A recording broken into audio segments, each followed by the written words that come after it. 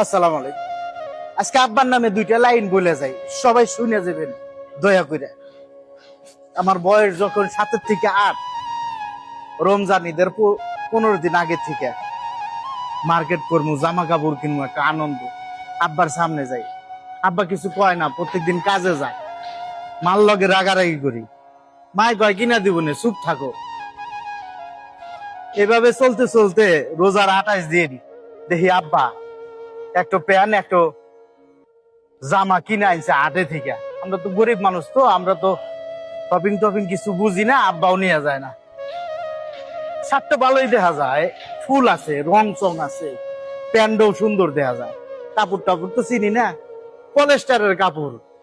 আব্বার যা সাধ্য আসলো আব্বা তাই দিছে। আব্বা তো গরিব মানুষ, আমাকে মানুষ করতে তার অস্থির অবস্থা। যাক, হারা রাত বড় আনন্দ ফুর্তি করছে, আব্বা শার্ট কিনে দিছে, প্যান্ট কিনে দিছে, কালকে সকালে পরবো, কি আনন্দ।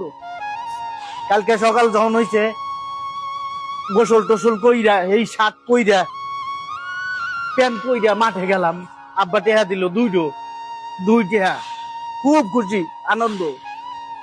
মাঠে থাক ঘুরে এসে দেখি যে আব্বা প্রত্যেকদিন যে পাঞ্জাবি পইরা মাঠে যায়, কাজে যায়, এই পাঞ্জাবি পইরা ঈদের নামাজ পড়ে গেছে।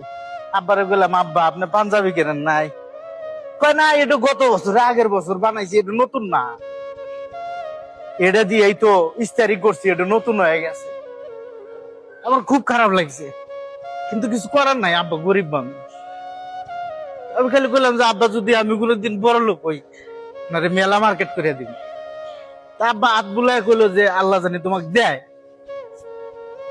এই আব্বারে আমি এই প্রবাসে এসে আড়াইছি ভাই, এই ঈদ চাইলে আমার যন্ত্রটা বেড়ে যায়।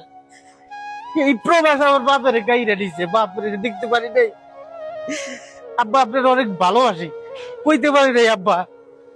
প্রবাস আমার শেষ করে দিল রে ভাই।